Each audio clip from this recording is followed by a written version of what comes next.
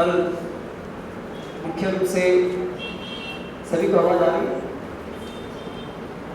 मुख्य रूप से हमने कल आत्मा के गुणों के विषय में अध्ययन किया, फिर भौतिक प्रकृति क्या है ये देखा, फिर परमात्मा और फिर भगवान कृष्ण के साथ उन सभी के साथ संबंध के विषय में चर्चा की।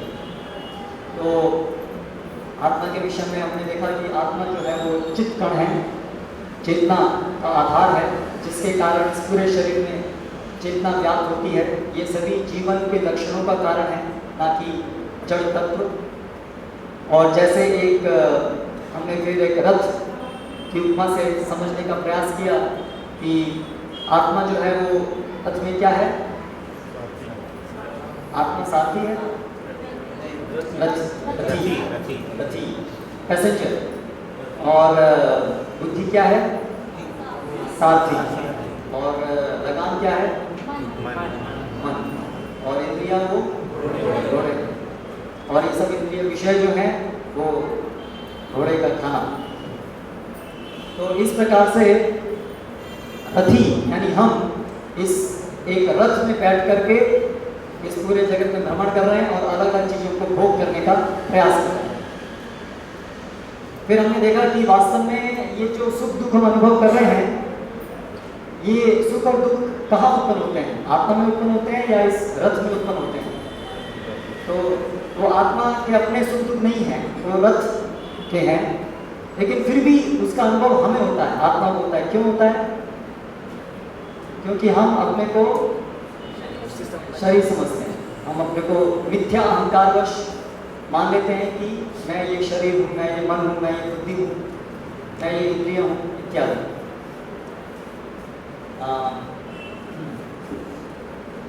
फिर हमने देखा कि आत्मा क्योंकि चेतन है, इसलिए उसके अंदर स्वतंत्र इच्छा शक्ति है, माइन्यूट थोड़ी सी भगवान के कंपैरिजन में अणु, लेकिन इच्छा शक्ति है।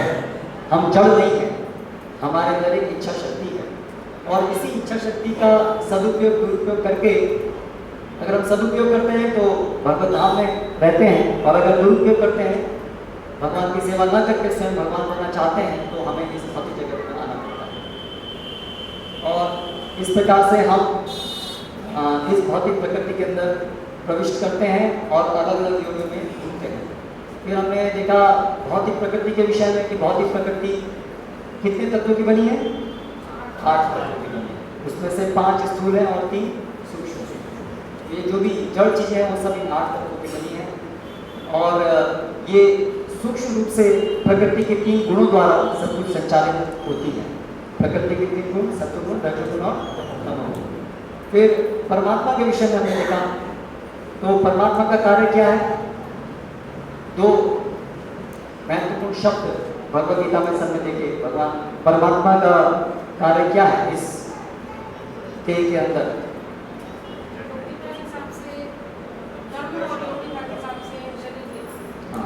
उपद्रष्टा अनुमंता, उपद्रष्टा अनुमंता, ये 2 महत्वपूर्ण शब्द याद रखिए।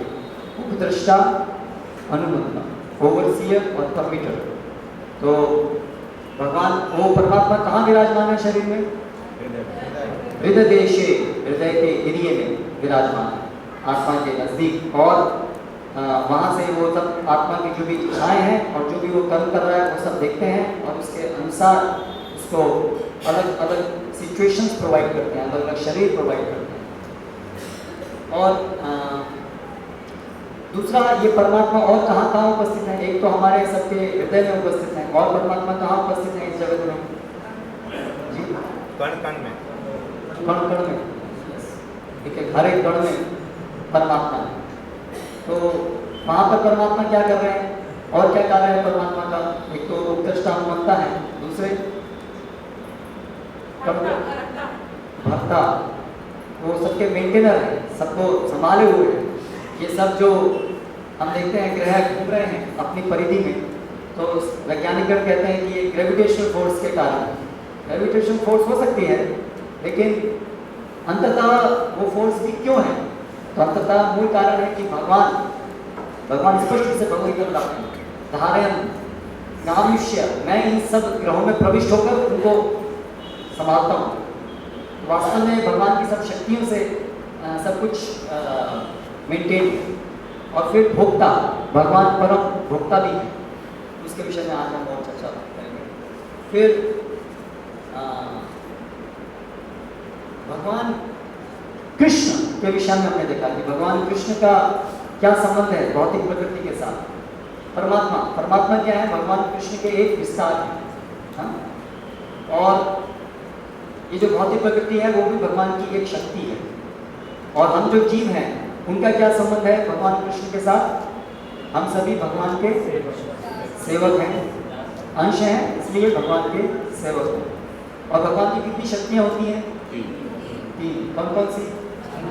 बहिरंगा, तटस्थ, अंतरंग। तो हम कौन सी शक्ति में आते हैं? आध्यात्मिक जगत कौन सी शक्ति से निर्मित है? और ये भौतिक जगत बहिरंग। तो हम तटस्थ हैं, इसलिए या तो हम बहिरंगा शक्ति के वश में रह सकते हैं या तो अंतरंगा शक्ति के वश, लेकिन पूर्ण स्वतंत्र कभी नहीं रह सकते, या तो बहिरंगा शक्ति के कंट्रोल में या तो अंतरंग शक्ति। अभी हम कौन सी शक्ति के वश में हैं? बहिरंगा शक्ति। बहिरंगा शक्ति ही दुर्गा जी है, उन्हीं का नाम है दुर्गा, क्योंकि ये भौतिक जगत जेल के समान है और वो इसकी जेलर की तरह से। हाँ, तो फिर हमने अंत में ये देखा कि आखिर हमारा जो स्वाभाविक स्थान है आत्मा, क्योंकि भगवान के नित्य दास हैं, हम उनके अंश हैं, तो हमारा स्वाभाविक स्थान वास्तव में आध्यात्मिक जगत में। हमने आध्यात्मिक जगत के विषय में भी जाना कि इस जगत से परे एक और सृष्टि है, एक और एग्जिस्टेंस है जो कभी, जिसका कभी विनाश नहीं होता। इस भौतिक जगत का बाबर विनाश होता है, और हमने देखा कि कौन सृजन करता है इस भौतिक जगत का? भगवान श्री कृष्ण बताते हैं, मैं इसका सृजन करता हूँ, बाबा। तो हम यहाँ पर अब प्रश्न, महत्वपूर्ण प्रश्न ये उठता है, आज की कक्षा वहाँ से प्रारंभ होती है कि हम जो जीव हैं, जो भगवान के नित्य दास हैं, जो भगवान के अंश हैं, वो हम भौतिक जगत से, आध्यात्मिक जगत से इस भौतिक जगत में क्यों आते हैं? किस कारण से आते हैं? तो हमने एक श्लोक पढ़ा कि कृष्ण भूलिया जीव भोगवांछा करे, निकटस्थ माया तारे झपटिया करे। और भगवद गीता में से हमने एक श्लोक देखा, इच्छा द्वेष, ये दो अपनी जो हमारी स्वतंत्र इच्छा शक्ति है उसका हम दुरुपयोग करके जब भगवान की स्थिति से द्वेष करते हैं कि भगवान ही क्यों भोग करें, हम क्यों भोक्ता ना बने, इंडिपेंडेंटली स्वतंत्र रूप से क्यों हम ना भोक्ता बने, हम क्यों भगवान की तरह भोक्ता नहीं बने, हम क्यों सेवा करें। जब ऐसी इच्छा हमारे अंदर आती है, वो इच्छा किसकी वजह से आती है? हमारी स्वतंत्र इच्छा शक्ति के कारण वो होती है ये इच्छा। तो जैसे ही हम ये इच्छा करते हैं कि हम स्वतंत्र बने, तो तुरंत भगवान की जो बहिरंगा शक्ति है, जो भगवान की परछाई की तरह से भगवान के निकट रहती है, वो तुरंत हमें झपट लेती है, पकड़ लेती है। तो ये बहुत महत्वपूर्ण विषय है समझने का कि हम क्या इच्छा कर रहे हैं। तो वास्तव में संवैधानिक रूप से हमारी स्थिति है कि हम भगवान की सेवा के निमित्त हैं। हम, क्योंकि भगवान की शक्तियाँ हैं, इसलिए हमारा स्वाभाविक धर्म है भगवान की सेवा करना। कल हमने धर्म की भी चर्चा की थी। धर्म का अर्थ क्या है? किसी भी वस्तु का वो गुण जो उससे कभी पृथक नहीं किया सकता। तो आत्मा का धर्म है भगवान की सेवा करना। जैसे कि अग्नि का धर्म है ऊष्मा और प्रकाश, उसी प्रकार से जीव, हर एक वस्तु का एक धर्म होता है। तो उसी प्रकार से जीव जो एक वस्तु है उसका धर्म है भगवान की सेवा करना। लेकिन अभी हम क्या इच्छा कर रहे हैं? भगवान की सेवा नहीं करना, खुद भगवान बनना है। इस इच्छा को समझने की कोशिश कीजिए। ये सब इच्छा हमने की है और आज भी कर रहे हैं। हम भगवान की सेवा नहीं करना चाहते, हम स्वतंत्र होना चाहते हैं, हम स्वतंत्र होना चाहते हैं। तो ये इच्छा संवैधानिक रूप से हमारे धर्म के विपरीत है, इसलिए इससे जीव हमेशा कष्ट में स्थिति को ही प्राप्त करे, हमेशा दुखी होगा, क्योंकि वो उसके धर्म के विपरीत है। जैसे मछली का धर्म है पानी में रहना, तो पानी में रहने पर ही मछली संतुष्ट रह सकती है। अगर मछली इच्छा करे पानी से बाहर रहने की, तो कभी भी वो सुखी नहीं हो सकती। तो इतनी गलत इच्छा हम लोग कर रहे हैं कि हम भगवान से स्वतंत्र होना चाहते हैं। वो ऐसे ही जैसे मछली इच्छा करे पानी से बाहर आना। तो भगवान जान रहे हैं कि हम जैसे विष खाने के लिए इच्छा कर रहे हैं, लेकिन हम हठी हैं, नहीं, हमें आपसे स्वतंत्र होना है। भगवान समझाते हैं, लेकिन फिर भी हम अगर नहीं समझते हैं, हट करते हैं, नहीं, हमें आपसे स्वतंत्र भी होना है। जैसे कई बार इस भौतिक जगत में हम देखते हैं, कोई बहुत अमीर पिता का लड़का है, पिता ने उसके लिए सब कुछ अरेंज किया है, लेकिन जब वो जवान होता है तो कभी कभी ऐसा होता है कि बच्चे के अंदर इच्छा आती है, मैं अपना इंडिपेंडेंट रहूँगा, मैं अपना इंडिपेंडेंट बिजनेस करूँगा, मैं इंडिपेंडेंट अपने आप रहूँगा। उसको पिता के कोई दिक्कत नहीं है, लेकिन फिर भी उसकी ऐसी इच्छा हो सकती है क्योंकि वो स्वतंत्र है इच्छा करने के लिए। तो इसी प्रकार से हम ऐसी इच्छा करते हैं जो भगवान के लिए भी बहुत दुखदायक है, क्योंकि भगवान कभी हमें दुखी नहीं देखना चाहता। जैसे पिता कभी अपने पुत्र को दुखी नहीं देखना चाहता, ऐसे भगवान भी कभी हमें दुखी नहीं देखना चाहता। लेकिन हम हट पकड़ेंगे कि हमें आपसे अलग होना है, हमें स्वतंत्र रहना है। तो जैसे एक लड़का अपने पिता से स्वतंत्र बिजनेस करने की इच्छा करता है, तो पिता ही उसे स्वतंत्र बिजनेस करने की सामग्री भी देते हैं, क्योंकि उस लड़के के पास अपने आप तो कुछ है नहीं, पिता ही उसे देते हैं, लेकिन भारी मन से, ठीक है, तुम्हारी ऐसी इच्छा है तो करके देख लो, पछताओगे, लेकिन जोर जबरदस्ती नहीं है, तुम्हारी इच्छा है करके देख लो, जब पछताओगे तो फिर वापस आ जाए। तो उसी प्रकार से भगवान जब हमारे अंदर ये दृढ़ इच्छा देखते हैं कि हम भगवान से दूर जाना चाहते हैं, तो फिर भगवान अपनी बहिरंगा शक्ति का उपयोग करके हमारे लिए ये भौतिक जगत का सृजन करते हैं। और इस भौतिक जगत के सृजन के माध्यम से हमें वो उपलब्ध कराते हैं जो अन्यथा संभव नहीं था। जीव का भगवान बनना कभी संभव नहीं, जीव का भक्ता बनना कभी संभव नहीं, लेकिन भगवान उनकी माया शक्ति के द्वारा, माया अर्थात इल्यूजरी, भ्रमित करने वाली शक्ति, माँ अयम, जो नहीं है, जिसके कारण हम लोग स्वीकार करते हैं, उसे माया शक्ति कहते हैं। तो केवल ये माया शक्ति के द्वारा ही संभव है कि जो चीज संभव नहीं है उसे भी माया ऐसा प्रतीत करा देती है कि संभव हो गया अंडर इल्यूजन। तो ये भगवान की माया शक्ति के द्वारा अभी भगवान ऐसी चीज हमें, ऐसा एक्सपीरियंस कराएंगे जो वास्तव में संभव नहीं था और नित्य होने भी नहीं वाला, इससे हम दुखी ही होंगे, लेकिन अभी हम चाह रहे हैं इसलिए टेम्परेरी ठीक है, एक प्रकार का सुख तुम्हें मिलेगा जिसकी तुम आकांक्षा कर रहे हो, फिर से स्वतंत्र रह के देखो। लेकिन भगवान को पता है नित्य सुख तो उसको नहीं मिलने वाला, क्योंकि वो उसकी जीव की स्वाभाविक स्थिति से विपरीत है, उसके धर्म से विपरीत है। लेकिन फिर भी भगवान जबरदस्ती जीव की स्वतंत्र इच्छा शक्ति को दबाना नहीं चाहते, क्योंकि जीव का और भगवान का संबंध प्रेम संबंध है, वहाँ पर स्वतंत्रता आवश्यक है। भगवान हमको रोबोट की तरह से नहीं बनाना चाहते। जैसे पिता है तो कोई बच्चा जब जवान हो जाता है, तो अगर बच्चा कुछ इच्छा करता है, गलत इच्छा करता है, तो पिता उसको समझाते हैं, लेकिन पिता फिर जबरदस्ती नहीं करते। तो उसी प्रकार से भगवान हमारे साथ जबरदस्ती नहीं करते। तो कई बार लोगों के मन में ये प्रश्न उठता है कि भगवान जानते थे कि ये गलत है, तो भगवान ने फिर हमको सुधारा क्यों नहीं, भगवान ने हमको सुधारा क्यों नहीं? तो एक्चुअली ये प्रश्न ऐसा है कि भगवान तो सुधारने के लिए भगवद गीता दे रहे हैं, अभी भी आप लोग बता रहे हैं कि सुधर जाओ। हम इसके लिए तैयार नहीं है कि हम भगवद गीता पढ़ करके भगवान के बताए तरीके को पालन करेंगे, उनको शरणागत होंगे। लेकिन हम क्या चाह रहे हैं, बस भगवान एक मशीन की तरह से हमें को ट्रीट करें, एक चाबी भर दें और हम ठीक हो जाएं। हम शरणागत नहीं होना चाहते, लेकिन हम चाहते हैं कि बस हमें कुछ नहीं करना पड़े, भगवान एक मैजिक वाइन, एक बिजली का करंट पास कर दें और बस हम ठीक हो जाए। यानी कि हम क्या चाहते हैं कि भगवान हमारे साथ ऐसे व्यवहार करें जैसे कि हम एक मशीन है। यानी कि हमें मरना पसंद है, लेकिन भगवान कभी भी शरणागत होना पसंद नहीं है। स्व इच्छा से भगवान की सेवा करना, उनकी तरफ चलना पसंद नहीं है।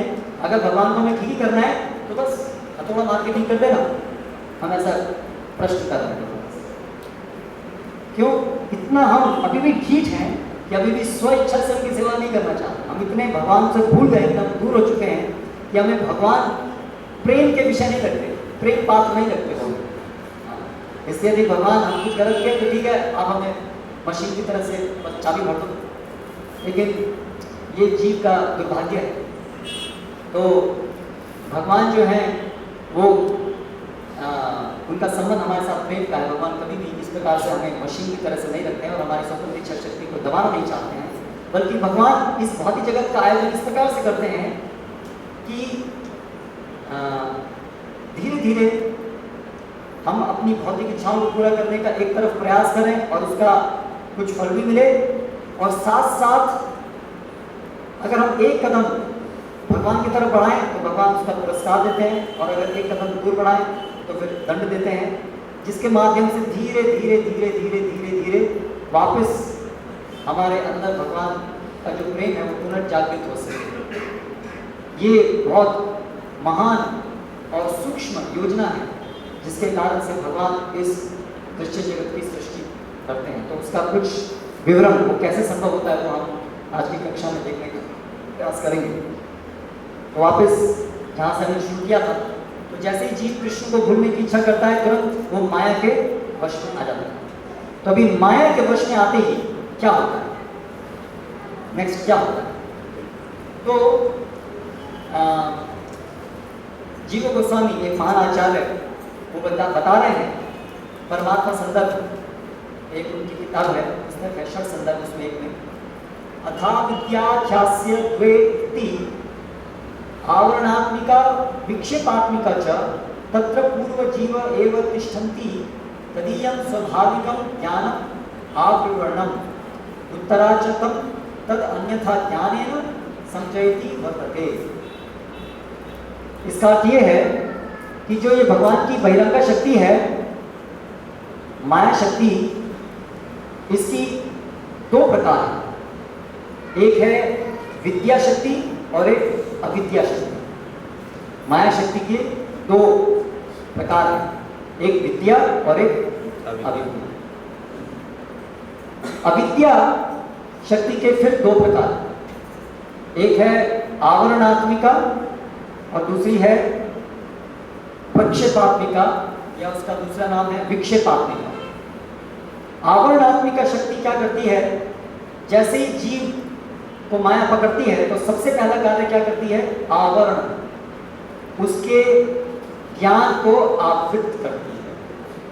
आत्मा का जो स्वाभाविक ज्ञान है कि मैं कृष्णदास हूं, उसको वो पूरी तरह से आवृत कर देती है।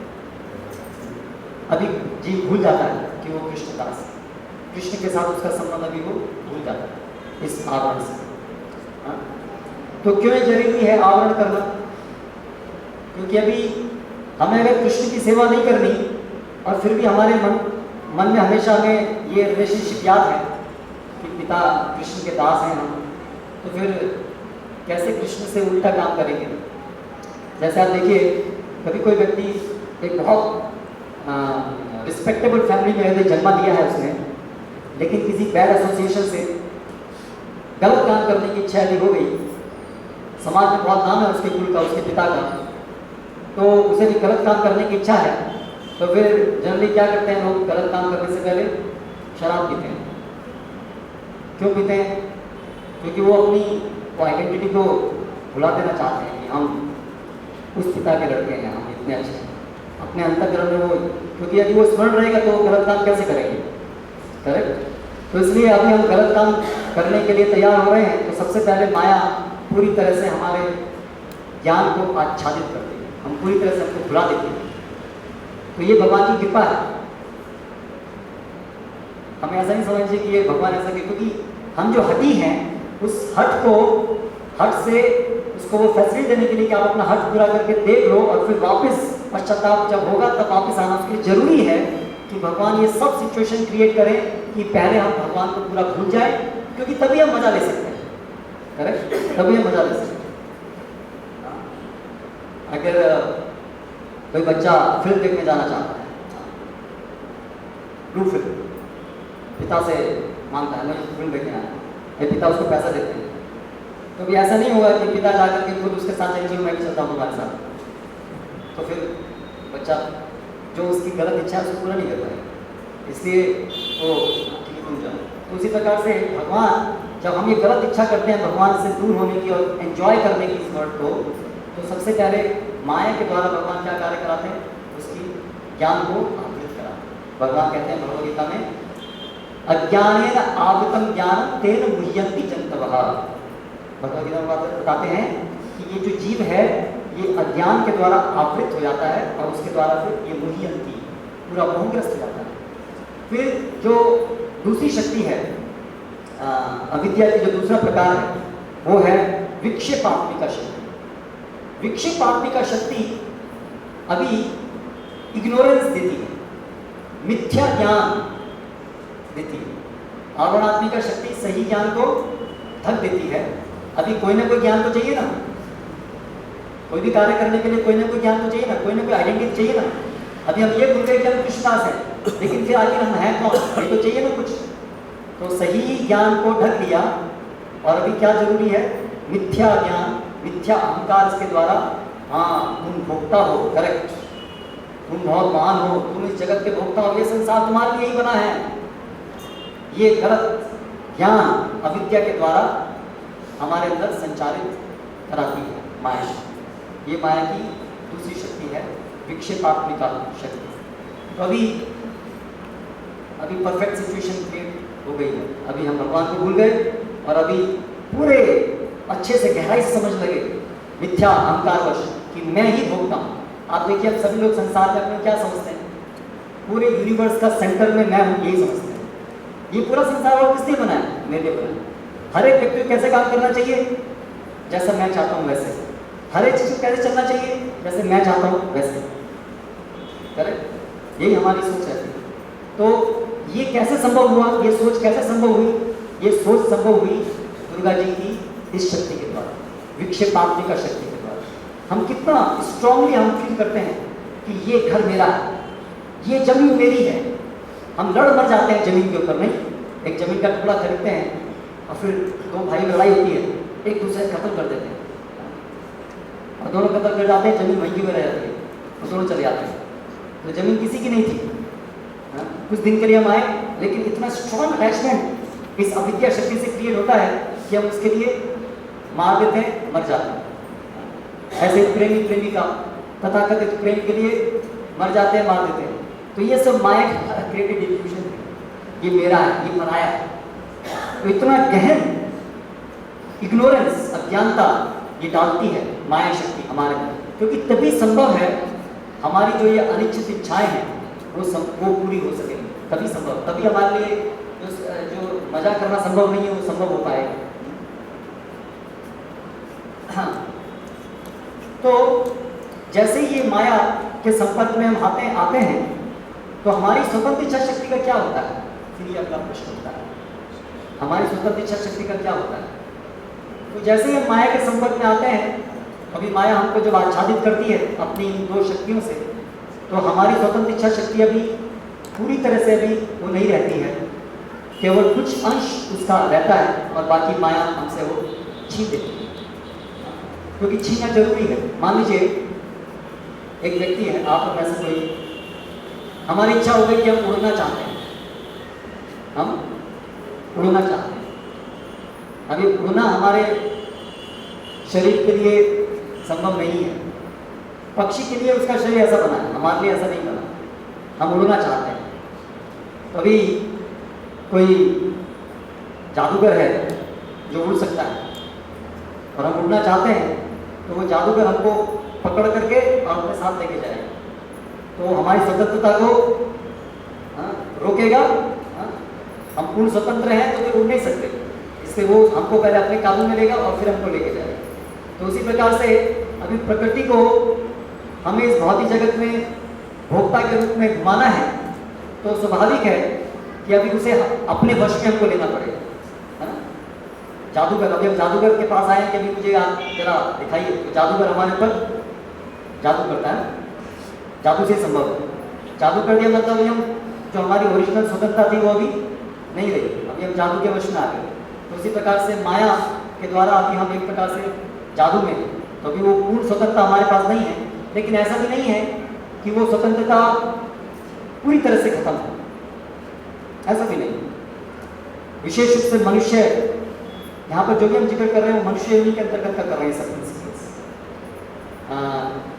तो उसके अंदर वो स्वतंत्र इच्छा शक्ति है, लेकिन अभी ये माया जो है वो हमारी स्वतंत्र इच्छा शक्ति को इन्फ्लुएंस करती है, इन्फ्लुएंस करती है। फिर नेक्स्ट स्टेप क्या है? तो अभी अविद्या से हम भगवान को भूल गए और अपने को भोक्ता मानने लगे। अभी फिर भगवान माया के द्वारा, माया शक्ति अभी सृजन करती है आत्मा के लिए एक उपयुक्त मीडियम, इस भौतिक जगत का भोग करने के लिए एक उपयुक्त मीडियम, साधन का सृजन करती है। वो साधन क्या है? शरीर। वो साधन है शरीर, जो दो प्रकार के हैं। तो दो प्रकार की लेयर्स में आत्मा को माया बांधती है, एक है सूक्ष्म शरीर और दूसरा है स्थूल शरीर। तो क्योंकि आत्मा का जो आध्यात्मिक स्वरूप है उससे संभव नहीं है इस भौतिक जगत का भोग करना। अगर हमारी इच्छा हो कि हम वेद मछली की तरह से पानी के अंदर रहेंगे, तो हमारा ये शरीर के लिए संभव नहीं है कि हम पानी के नीचे श्वास ले सकें, करेक्ट। इसलिए यदि हमें मछली की तरह इच्छा है कि पानी में ही रहें, एंजॉय करें, तो क्या जरूरी है कि एक ऑक्सीजन सिलेंडर, एक मास्क, क्योंकि वेल मछली का तो ऐसा शरीर है कि वो पानी में से ऑक्सीजन ले सकती है, लेकिन हमारे लिए वो संभव नहीं है, इसलिए हमारे लिए एक अलग एपरेटस चाहिए। तो उसी प्रकार से जो आत्मा का दिव्य स्वरूप है, आध्यात्मिक स्वरूप, उसका ये भौतिक जगत का इंटरेक्शन नहीं है, मिसमैचिंग। जैसे बोलते हैं ना, ये मोबाइल के अंदर कोई भी एप्लीकेशन है तो वो उसमें सपोर्ट नहीं होता है। तो उसी प्रकार से ये भौतिक जगत का भोग करना, क्योंकि ये जड़ है और आत्मा चेतन है, इससे वो मिसमैचिंग। इसलिए अभी जरूरी है कि माया एक ऐसा वाया मीडियम बनाए, एक ऐसा साधन बनाए जिसके माध्यम से हम शरीर का भोग करना प्रारंभ करें। तो वो माध्यम है ये दो शरीर, सूक्ष्म शरीर और स्थूल शरीर। सूक्ष्म शरीर सबसे पहले क्या है? वो पहला आवरण है, आत्मा का पहला आवरण है सूक्ष्म शरीर। सूक्ष्म शरीर बना होता है भौतिक मन, भौतिक बुद्धि और मिथ्या अहंकार और उसके द्वारा जनित भौतिक चेतना, इसको लिंग शरीर कहते हैं। तो आत्मा का स्वाभाविक जो स्वरूप था उसमें उसकी आध्यात्मिक मन था, आध्यात्मिक इंद्रियां थी, आध्यात्मिक बुद्धि थी और आध्यात्मिक चेतना थी। लेकिन अभी उसके ऊपर आवरण चढ़ा दिया गया है किसका? भौतिक मन का, भौतिक बुद्धि का और मिथ्या अहंकार से उसको कनेक्ट कर दिया गया, जोड़ दिया गया, ग्लू जोड़ दिया गया। यस, तुम ही ये मन, अभी आप जो भी हम सोच रहे हैं वो वास्तव में ये भौतिक मन सोच रहा है, और हम जो आत्मा है हम अपने को उससे आइडेंटिफाई कर रहे हैं। लेकिन जनरली हम मन के साथ इतना घनिष्ठता से जुड़े हुए हैं कि हमको पता भी नहीं लगता है कि हम और मन अलग अलग है। कभी दो चीज़ बिल्कुल परफेक्टली अगर ज्वाइन की गई हो तो आप पता नहीं लगा पाएंगे कि दो अलग अलग चीज़ें। तो उसी प्रकार से हम हर क्षण मन के साथ इतना गहराई से बंधे हुए हैं और घूम रहे हैं कि हम सोचते हैं कि मन सोच रहा है मतलब मैं सोच रहा हूँ। लेकिन अनुभूति तब होती है कि हम मन से अलग हैं जब हम सोचना बंद करना चाहते हैं या कुछ और सोचना चाहते हैं। मन एक प्रकार सोच रहा है, लेकिन हम कभी कभी इच्छा करते हैं नहीं, ऐसे विचार क्यों आ रहे हैं, मैं ऐसा नहीं सोचना चाहता। उस समय जंग शुरू होती है मन में और हम में, और उसमें हमको पता लगता है कि इसका मतलब मैं अलग था और मन अलग था। अभी मैं कुछ और सोचना चाहता हूँ या मैं शांत होना चाहता हूँ, मैं कुछ नहीं सोचना चाहता हूँ, लेकिन मन सोचे जा रहा है। तो उस समय हमको कुछ हद तक अनुभूति होती है कि मैं अलग हूँ और ये मन अलग है, मेरा मन ऐसा सोच रहा है। लेकिन ज़्यादातर हम लोग मन के साथ ही घूमते रहते हैं, इसलिए कभी हमको पता नहीं लगता। आप बस के अंदर बैठे हैं, चल रही है बस, लेकिन आपको लगेगा मैं चल रहा हूँ, क्योंकि आप बिल्कुल बस से जॉइंट हैं। जब आप बस से बाहर जंप करते हैं तब वो मोमेंटम क्रिएट होता है, झटका लगता है, तो आपको पता लगता है कि वो बस अलग थी और मैं अलग था। करेक्ट? तो कुछ कुछ उसी प्रकार से हम ये मन नहीं है और ये सूक्ष्म शरीर हमको माया देती है, ये भौतिक मन, भौतिक इंद्रिया इत्यादि। अभी ये भौतिक मन और भौतिक बुद्धि इत्यादि घर बनता है 6 चीज़ों का, जो बद्ध जीव के हर एक कार्य के पीछे, इच्छा के पीछे ड्राइविंग फोर्स है, प्रेरणात्मक तत्व है। वो क्या है? काम, क्रोध, लोभ, मोह, मद और मत्सर। ये 6 सूक्ष्म जो गुण हैं वो इस सूक्ष्म शरीर के अंदर माया डालती है। ये सूक्ष्म शरीर के सबके अंदर ये 6 चीज़ें विद्यमान हैं। ये सब भौतिक सूक्ष्म शरीर का लक्षण है, ये 6 चीज़ें। हाँ, काम, क्रोध, लोभ, मोह, मद, मत्सर। और फिर एक तरफ साथ साथ माया शक्ति सृजित करती है इंद्रियों के विषय, इंद्रियों के विषय। हाँ, तो इंद्रियों के विषय कौन कौन से हैं? तो हमारी जो है स्थूल शरीर में 10 इंद्रियां हैं, 5 काम इंद्रियां, 5 कर्मेंद्रियां और 5 ज्ञानेंद्रियां। हाँ, 5 ज्ञानेंद्रियां कौन कौन सी हैं जिनके द्वारा हम ज्ञान लेते हैं? आँख, कान, त्वचा, जीवा, नाक। हाँ, तो ये 5 इंद्रियां और फिर 5 कर्म इंद्रियां, हाथ, पैर, गुदा, जनन इंद्रियां और शब्द। तो इन सबके विषय हैं। जैसे आँख है तो आँख का, आँख एक इंद्रिय है, उसका विषय है रूप। कर्ण, कान, उसका विषय है ध्वनि। त्वचा, उसका विषय है टच, सेंसेशन। देन नाक, तो वो स्मेल। ये सब ऐसे इंद्रियों के विषय हैं।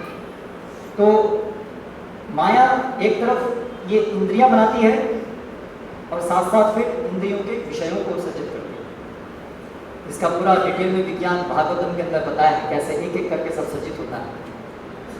तो वो जो हमारा जो रथ बन रहा है, हमारा रथ बन रहा है, रथी संपत्ति में आया है, तो एक शरीर रथ बनाया है जिसके अंदर एक सारथी बैठा दिया गया है, लगाम, घोड़े और घोड़ों का खाना सब बना दिया गया है।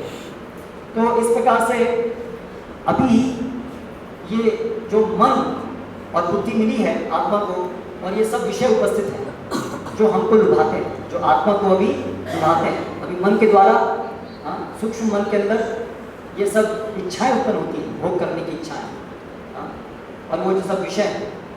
तो अभी इन सब विषयों का भोग करना सूक्ष्म मन के द्वारा संभव नहीं है, इसलिए फिर अभी स्थूल शरीर दिया जाता है जिसके द्वारा भी हम इन विषयों का भोग कर सकते हैं। तो इस प्रकार से अभी कंप्लीट पिक्चर बन गई कि आत्मा को आवृत कर दिया गया सूक्ष्म शरीर से, जिसके अंदर काम, क्रोध, लोभ, मोह, मद, मत्सर उपस्थित हैं, और अभी उसके द्वारा इच्छाएं जागृत होनी शुरू हो गई भोग करने की, और फिर स्थूल शरीर, इंद्रियां बन गई और हम संपर्क में आने लगे, इंद्रियों के आते हम संपर्क में आने लगे भौतिक जगत के, और वहाँ से फिर ज्ञान और भोग करने की इच्छाएं उत्पन्न होने लगी।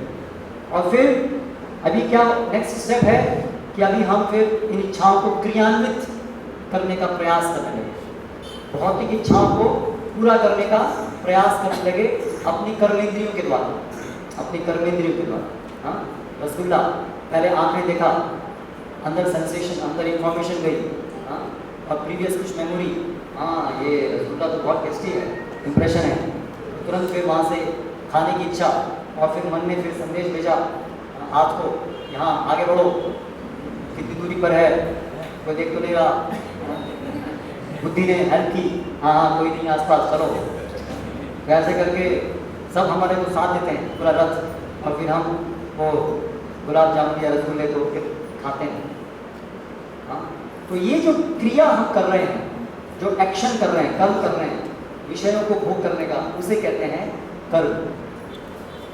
ये है भगवद गीता का एक और विषय जिसके ऊपर हम चर्चा करेंगे।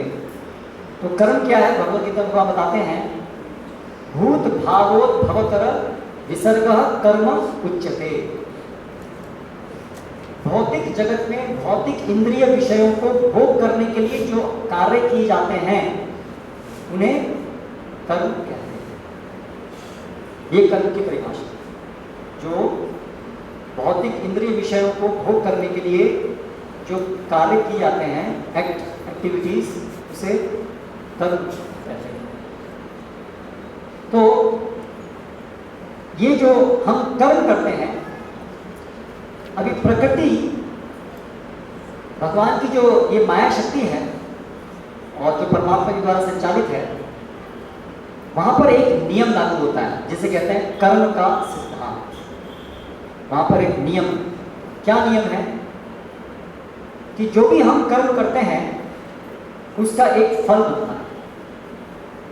जो भी हम कर्म करते हैं उसका एक फल बनता है जिसको हमें भोगना पड़ता है। कर्म फल को हमको भोगना पड़ता है। स्व कर्म फल भुक् पुमान, बताया गया है शास्त्रों में, स्व कर्म फल भुक् पुमान, व्यक्ति को उसके कर्म के फलों का, कर्म के फलों को भोगना पड़ता है। तो ये कर्म फल जो हैं वो मुख्य रूप से दो प्रकार के हो सकते हैं, एक मीठा और कड़वा, और बीच में बहुत सारे मिश्रण हो सकते हैं उसके। हाँ? तो ये जो इंद्रिय विषयों को भोग करने का जो कार्य है, उसमें यदि हम पुण्य कर्म करते हैं तो उसका फल मीठा बनता है, और यदि हम पाप के द्वारा वो भोग करने की प्रयास करते हैं तो उसका जो फल है वो कड़वा बनता है। तो यहाँ पर अभी दो नए शब्द और आए, पुण्य कर्म और पाप कर्म। पहले कर्म समझा, अभी फिर कर्म के प्रकार हैं पुण्य कर्म और पाप कर्म। तो पुण्य कर्म क्या है और पाप कर्म क्या है? पुण्य कर्म और पाप कर्म को समझने के लिए हमें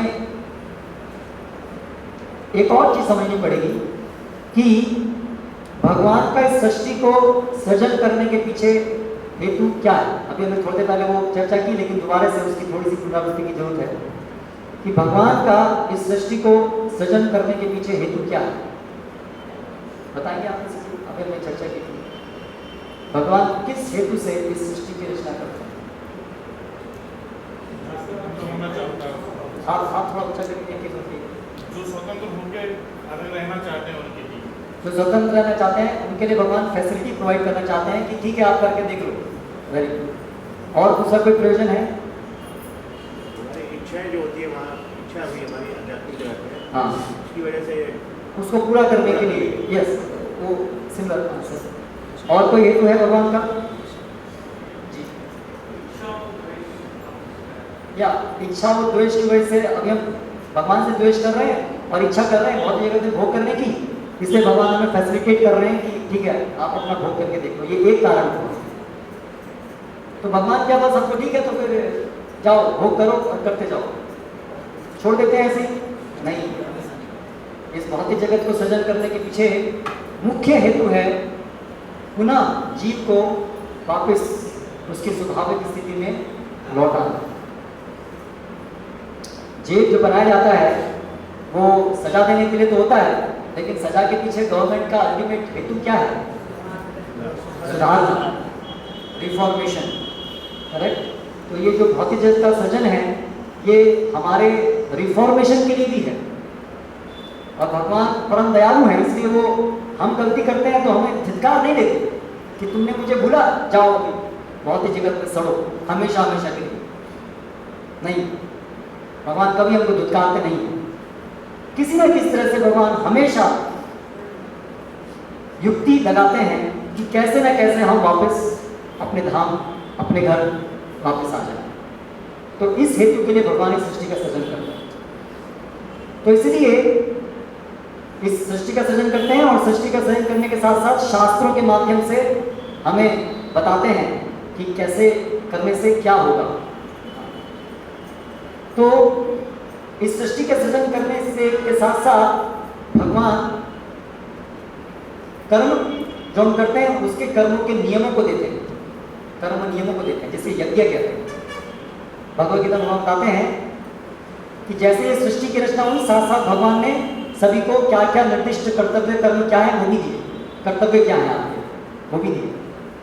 तो क्यों दिए कि ठीक है, एक टैक्टिक है, जीव भोग करना चाहता है और भगवान बहुत ही धीरे से उसके बिना सामने आए हुए उसके अवेयरनेस के बिना ऐसी युक्ति बनाते हैं कि धीरे धीरे धीरे धीरे उसके भोग करने के मार्ग से वो खुद धीरे धीरे सुधरे। तो प्रकृति के जैसे हमने कहा 3 गुण हैं, सत्वगुण, रजोगुण, तमोगुण, ठीक है। तो जो प्रकृति का जो सत्वगुण है, जो चीज सत्वगुण से निर्मित है, जो कार्य सत्वगुण से ओतप्रोत है, वो उनका गुण है कि वो हमें दोबारा भगवान की तरफ लेके चलते हैं, वो हमें शुद्ध करते हैं। ये सत्वगुण का प्रभाव है। सत्वगुण क्या करता है? शुद्ध करता है। सत्वगुण प्यूरिफाइंग, सत्वगुण प्यूरिफाइंग, वो विद्या को देता है, वो ज्ञान सृजित करता है। जहाँ सत्वगुण होगा वहाँ धीरे धीरे ज्ञान का सृजन होगा, वो प्रकाश की तरह से। और उसके विपरीत तमोगुण क्या है? तमस, तमस मतलब अंधकार, मतलब और भगवान से दूर जाना, चेतना और भगवान से दूर जाना। और सत्वगुण का मतलब है चेतना भगवान की तरफ आना। तो इस प्रकार से भगवान ने इस सृष्टि की संरचना में जो हर चीज है वो तीनों गुणों से ओतप्रोत है। और जब भी जीव अपनी स्वतंत्र इच्छा शक्ति से सत्वगुण का चयन करता है, सत्वगुण मार्ग का चयन करता है, सत्वगुण वस्तु का चयन करता है, तो उसे रिवार्ड मिलता है, उसे भौतिक सुख मिलता है, जिससे वो प्रेरित होता है धीरे धीरे सत्वगुण की तरफ आने के लिए। और भौतिक सुख के साथ साथ क्या मिलता है? ज्ञान मिलता है, क्योंकि सत्वगुण का एक स्वभाव है, सत्वगुण से ज्ञान मिलता है। तो जो अविद्या शक्ति इसको आवृत की हुई थी, तो हमने कहा कि माया शक्ति की 2 शक्तियां बताई ना हमने, एक विद्या और एक अविद्या। तो अविद्या शक्ति के बारे में अभी तक हमने सुना। तो जो भगवान की दूसरी शक्ति है विद्या, तो जैसे जैसे हम सत्वगुण में अपने को लाते हैं, जैसे जैसे हम सत्वगुण की चीज़ों को चुनते हैं, वैसे वैसे क्या होता है? भगवान की विद्या शक्ति हमारे ऊपर कार्य करना शुरू करती है। और विद्या शक्ति कार्य करने का परिणाम क्या होता है? अविद्या कम होती है, विद्या बढ़ती है, हम दोबारा से हमारी चेतना शुद्ध होती है। यस, मैं स्वतंत्र नहीं हूँ, मैं भोक्ता नहीं हूँ। बहुत धीरे धीरे इंक्रीमेंट्स अलग अलग स्तर पे हो सकता है। तो इसलिए पुण्य कर्म क्या है?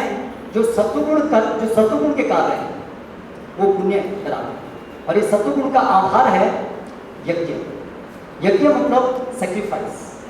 भगवान विष्णु के लिए, भगवान श्री कृष्ण विष्णु के हैं, उनके लिए सैक्रिफाइस करना। तो शास्त्रों में हमारे जो कर्तव्य दिए गए हैं वो इस प्रकार से दिए गए हैं। ठीक है, तुम्हें भोग करना है ना, वेरी गुड, भोग करो। कैसे करोगे? भोग की सामग्री मिलेगी अगर आप उस कार्य के फल को कुछ प्रतिशत भगवान को अर्पित करोगे, सैक्रिफाइस करोगे। तो ये जो थोड़ा सा कर्म के फलों को पूरा खुद एंजॉय ना करके उसके कुछ प्रतिशत भाग को सैक्रिफाइस करना है, यज्ञ में समर्पित करना है, इसके अंदर छुपा है वो शुद्धिकरण का फॉर्मूला। अगर हम सब कुछ अपने आप भोग करते रहेंगे तो भगवान से जो हमारी प्रवृत्ति है कि हम भोगता है भोगता है भोगता है, ये और अधिक बलिष्ठ होती जाएगी। और यदि हम कर्म के फलों को सैक्रिफाइस करेंगे भगवान के लिए, तो धीरे धीरे वो अविद्या कम होगी और शुद्धिकरण होगा कि मैं सेवा के निमित्त हूँ। क्योंकि सैक्रिफाइस करना मतलब सेवा करना, हम अपने कर्मों के फलों को समर्पित कर रहे हैं दूसरे की सेवा में, ये सेवा करने की प्रवृत्ति को बढ़ाता है। तो इसीलिए भगवान ने जो शास्त्रों के सब नियम बनाए हैं वो यज्ञ उसका आधार है। तो यज्ञ के द्वारा भगवान धीरे धीरे हमें शुद्ध करते हैं अनजाने में। जीव तो यही सोच रहा है कि ये यज्ञ करने से मुझे ये सुख प्राप्त होगा, पुत्रेष्टि यज्ञ, ये यज्ञ करने से मुझे पुत्र की प्राप्ति होगी और फिर मैं एंजॉय करूंगा, मेरा एक पुत्र होगा। ये यज्ञ करने से मुझे स्वर्गलोक की प्राप्ति होगी। तो ये ऐसे ही है जैसे कि एक डॉक्टर जो है वो एक बच्चा है बीमार है, तो दवाई कड़वी है, अभी दवाई तो देना है लेकिन कैसे देगा, तो शुगर कोटेड टैबलेट दवाई में मीठा मिला करके देगा। तो बच्चा सोचेगा, बच्चे को पता नहीं है दवाई है, वो सोचेगा मिठाई है और मिठाई लेके उसको खाएगा, लेकिन साथ साथ में उसके अंदर दवाई है। तो भगवान इस प्रकार से हमारे छोटे बच्चे हैं, इस प्रकार से हमारा इलाज कर रहे हैं कि हमें मिठाई चाहिए, लेकिन भगवान सूक्ष्म रूप में उस मिठाई के अंदर दवाई डाल देते हैं। देखिए भगवान कितने बुद्धिमान और कितने कृपालु, क्योंकि बच्चे को बोलेंगे नहीं नहीं मिठाई नहीं खानी, दवाई खानी, तो रोएगा बच्चा, नहीं खाएगा, है ना। देखा आप लोग, तो इसलिए युक्ति बढ़ाई करती है, माँ क्या करती है, हाँ ले मिठाई को, और बीच में उसके दवाई। तो उसी प्रकार से भगवान ये सब जो कर्मकांड बनाए हैं शास्त्रों में, ये देवता की पूजा करो इससे ये मिलेगा, ये करो इससे ये मिलेगा, वो सब ऐसे ही शुगर कोटेड टैबलेट्स हैं, जिसका हमको लगता है हाँ हमें क्या, हमारा फोकस कहाँ रहता है, क्या मिलेगा, हाँ ये मिलेगा, मैं सेवा करूँ, ये करूँ, लेकिन उसके अंदर वो निहित है दवाई। वो दवाई कैसी है कि हम जो सेक्रीफाइस कर रहे हैं, अभी दुर्गा माँ के लिए हमें सेक्रीफाइस कर रहे हैं, यहाँ से वैष्णो देवी चल के जा रहे हैं, कष्ट दे रहे हैं, वो कष्ट दे रहे हैं, तो वो कष्ट लेने में, वो सेक्रीफाइस करने में वो शुद्धिकरण होता है। और फिर साथ साथ शास्त्रों में बताया गया है कि देवताओं की पूजा करने में अल्टीमेट बेनिफिशियरी विष्णु है और विष्णु का नाम लेना है, तो वो सब भगवान का नाम उसमें निहित है, और उस नाम लेने से धीरे धीरे शुद्धिकरण हो रहा है। जाने अनजाने, हम जानते भी नहीं है, जो व्यक्ति वो जानते नहीं है, उसका तो पूरा फोकस इसी में है कि मुझे स्वर्ग जाना है या मुझे ये भौतिक चीज प्राप्त करनी है, लेकिन धीरे धीरे उसका इलाज कर, धीरे धीरे वो सतुगुण तक जा रहा है। तो इस प्रकार से शास्त्र के अंदर पुण्य कर्म और पाप कर्म बताए हैं, जो सात्विकता की तरफ ले जाते हैं वो पुण्य कर्म है, जो तमोगुण की तरफ ले जाते हैं वो पाप कर्म है। तो इस प्रकार से अभी पाप और पुण्य हो गए। तो इस प्रकार से अभी जो जीव है वो पूरी तरह से बिजी है पुण्य कर्म करने में, पाप कर्म करने में, वो उसकी चॉइस है काफ़ी हद तक, कंप्लीटली इंडिपेंडेंट नहीं, कंप्लीट चॉइस नहीं है, क्योंकि उसके ऊपर इन्फ्लुएंस है तीनों गुणों का, उसकी बुद्धि, उसकी सोच, उसकी सब कुछ मिश्रित है, लेकिन उसकी इंडिपेंडेंस भी है। तो जैसे अभी आपके पास पैसा है तो आपके पास इंडिपेंडेंस है, आप तो शराब पीने में लगाएंगे या भगवान के मंदिर में दान देने में लगाएंगे, तो सब इंडिपेंडेंस है। सो इस प्रकार से हम अभी कर्म कर रहे हैं और कर्म के साथ साथ अपने फल बना रहे हैं, और फिर कर्म फलों को भोगेंगे। इस प्रकार से हम अलग अलग इच्छाएं करते जा रहे हैं, इच्छाओं के अनुसार हम कार्य कर रहे हैं, और हर कार्य करने के साथ साथ उसका एक फल बन रहा है, कर्म फल। और इस प्रकार से हमारे सिर के ऊपर ये कर्म फलों का बोझ, कर्म फलों का बोझ जो है वो बढ़ता जा रहा है, कर्म फलों का बोझ बढ़ता जा रहा है। हर कर्म करने से उसका एक रिएक्शन बन रहा है, रिएक्शन मतलब उसको हमें कोई परिणाम भुगतना पड़ेगा, अच्छा हो या मीठा हो, जो भी हो, लेकिन भुगतना पड़ेगा। अच्छा मतलब स्वर्ग लोग जा सकते हैं या भौतिक सुख मिल सकता है, लेकिन रहेंगे इसी भौतिक जगत चक्कर में कोई जल। इस तरह से हमारे ऊपर ये कर्म फलों का बोझ बढ़ता जा रहा है। अनगिनत जन्म ऑलरेडी निश्चित हो चुके हैं, जो भी ऑलरेडी हमने कर्म किए उससे हमारे अनगिनत जन्म के बराबर कर्म फलों का स्टॉक ऑलरेडी हमारे सिर के ऊपर है, और हर क्षण हम और कर्म किए जा रहे हैं, हर क्षण उसमें ऐड होता जा रहा है, कर्म फल भुगतते जा रहे हैं और नए कर्म बनाते जा रहे हैं, कर्म फल भुगतते जा रहे हैं, नए कर्म फल बनाते जा रहे हैं। ऐसी श्रृंखला है, चेन, बहुत कॉम्प्लिकेटेड चेन, बहुत गहरी चेन, ऐसी कठोर, ऐसी कटु, ऐसी इंटेंस चेन के अंदर हम सब बंधे हुए हैं। इसे कहते हैं कर्म बंधन। दिस इज कॉल्ड कर्म बंधन। बहुत गहरा है ये कर्म बंधन, क्योंकि पूरी तरह से भी हमारे अंदर वो अविद्या के कारण भौतिक इच्छाओं से हमारा मन भरा हुआ है। इसलिए आप अनुभव करते हैं, जैसे हमें एक व्यक्ति बता रहे थे क्रोध, अभी वो गुण के प्रभाव से हमें क्रोध आता है तो हम विवश हो जाते हैं इसी प्रकार से कार्य करने में। काम वासना है, हम जानते हैं कि वो मेरे भले के लिए नहीं है, फिर भी वो काम वासना वे, और उसके अनुसार हम कर्म करने में ऑलमोस्ट विवश हो जाते हैं। अर्जुन पूछते हैं भगवान से भगवद गीता में कि ऐसा क्यों होता है कि व्यक्ति ना चाहते हुए भी पाप कर्म करता है, ऐसा क्यों होता है? भगवान कहते हैं रजोगुण समुद्भवा कामेश क्रोधेश, ये काम और क्रोध की वजह से है जो रजोगुण से उद्भव होता है। तो अगर किसी व्यक्ति ने रजोगुण को बढ़ा लिया है, हाँ? इच्छा करके और रजोगुणी चीजों के साथ संपर्क में आकर के, रजोगुणी लोगों के साथ संपर्क में आकर के, एक जीवन में नहीं अनेक अनेक जीवनों में, तो पूरी तरह से वो रजोगुण में आ गया है। तो अभी वो विवश है काम और क्रोध से प्रभावित होने के लिए। अभी वो केवल इच्छा करे कि ठीक है मैं जान गया कि ये रजोगुण अच्छा नहीं है, बस छूट जाए। ऐसा नहीं छूटेगा। अभी पकड़ लिया आपको, आप जो है चट्टान के ऊपर खड़े हैं आत्महत्या करने के लिए, समुद्र में डूबने के लिए, तो जब तक आप छलांग नहीं लगाते तब तक समुद्र आपको नहीं पकड़ रहा। लेकिन एक बार आप समुद्र में छलांग लगा दिए, फिर अभी आपके हाथ में नहीं है कुछ भी। फिर आप ऐसा नहीं बोल सकते ठीक है मैंने अपनी इच्छा से छलांग लगाई और पानी में गिरने के बाद अभी मेरी इच्छा है कि मैं बाहर आ जाऊँ। तो अभी आपकी इच्छा से आप बाहर नहीं आ सकते। आपकी इच्छा से आप अंदर जा सकते हो, लेकिन आपकी इच्छा से आप बाहर नहीं आ सकते। करेक्ट? अभी तो आप समुद्र की जो वेव्स हैं, तरंगे हैं, उस पर आश्रित हो गए। तरंग का जब मन किया तो आपको बाहर छाड़ेगा, और जब तरंग का मन किया तो आपको वापस अंदर डालेगा। करेक्ट?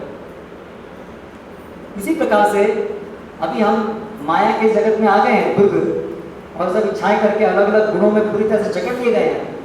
तो अभी हम केवल मात्र इच्छा करने से इन जंजीरों से बाहर नहीं निकलेंगे। गुनाह करके हम जेल के अंदर चले गए और डंडे पड़े, हाँ ठीक है गलती नहीं करूँगा, ऐसा बस मारने से जेल से बाहर नहीं निकालने जाएंगे। पूरा 10 साल की सजा है, 10 साल भुगतो उसको, क्योंकि 10 साल भुगतेंगे तभी संभव है कि दोबारा से, शायद संभव है कि दोबारा से नहीं करेंगे। मैं तो जल्दी छोड़ दिया तो फिर आके वापस आ जाएंगे, बहुत जल्दी छूट गया, अच्छा है मैं तो दोबारा करूँ। तो इसलिए माया शक्ति इतनी जल्दी से नहीं छोड़ेगी। इसलिए भगवान कहते हैं ये नृत्य, ये मेरी माया शक्ति से निकलना लगभग असंभव, अपने आप अपने बलबूते असंभव, बिल्कुल असंभव। जैसे समुद्र में कोई व्यक्ति गिर जाए तो कितना भी अच्छा तैराक क्यों ना हो, वो अपने को बचा नहीं सकता। करेक्ट? इतना विशाल है समुद्र कि उसमें एक व्यक्ति गिर जाए तो कैसे संभाले, अपने को कैसे बचाए। उसे जरूरत है किसी ऐसे व्यक्ति की जो खुद नहीं डूब रहा है, जो बाहर है। तो उसी प्रकार से हम इस भव सागर में डूब रहे हैं, माया की जकड़ में है पूरी तरह से, रजोगुण तमोगुण सतोगुण तीनों की जंजीरों में बंधे हुए हैं। इसलिए हम अपने बलबूते पर कभी इससे बाहर नहीं निकल पाते। तो इस प्रकार से जीव जो है वो इन तीनों गुणों का संपर्क कर रहा है, और पाप कर्म पुण्य कर्म के द्वारा कर्म फल बना रहा है, और इस कर्म फल के अनुसार उसे अलग अलग अलग योनियां प्राप्त होती जाती हैं। ये है आत्मा के एक शरीर से दूसरे शरीर में जाने का विज्ञान। तो भगवद गीता भगवान कहते हैं पुरुषः प्रकृतिस्थो ही भुंक्ते प्रकृतिर्जान गुणा कारणम गुण संगस्य सत असत योनि जन्मसु। कि इस प्रकार से तीनों प्रकृतियों के संपर्क में आकर के हम जो इच्छा करते हैं, जैसी इच्छा करते हैं, जिस प्रकार का हमारी मोड्स बनती हैं, उसके अनुसार कर्म करते हैं, कर्म फल बनता है, और उसके अनुसार अलग अलग प्रकार के शरीर माया हमको देती जाती है। तो इस प्रकार के 84 लाख प्रकार की योनियां हैं, 84 लाख प्रकार की योनियां हैं। तो इस मनुष्य जीवन में निर्धारित होता है कि आप ऊपर जाएंगे, मनुष्य में से ऊपर की ज़्यादा मटेरियली एडवांस्ड स्पीसीज हैं, देवताओं की योनियां, जहाँ ज़्यादा भौतिक सुख उपलब्ध है, आप उन योनियों में जाएंगे, या आप निम्न योनि में जाएंगे, जानवरों की और प्लांट्स की बॉडीज में जाएंगे। ये मनुष्य जीवन में निर्भर होता है। इसलिए मनुष्य जो जीवन है ये कर्म भूमि का स्थान है, यहाँ पर कर्म होता है, ये जंक्शन है। मनुष्य योनि ही 84 लाख योनि में जंक्शन है, जहाँ अभी ये हमारे हाथ में है कि हम नेक्स्ट कहाँ जाना चाहते हैं। बाकी देवताओं की योनि केवल अगर हम इस जीवन में पुण्य कर्म करते हैं तो देवताओं की योनि है उस पुण्य कर्म के फलों को एंजॉय करने के लिए, और जब वो कर्म फल का अकाउंट स्टॉक खत्म हो जाए, क्षीणे पुण्य मध्य लोकम शांति, वापस यहाँ अमेरिका गए आप 1 लाख रुपए लेकर के, 1 लाख रुपए खत्म हो गया, या वीज़ा ले गए, वीज़ा का टाइम खत्म हो गया, बैक टू इंडिया।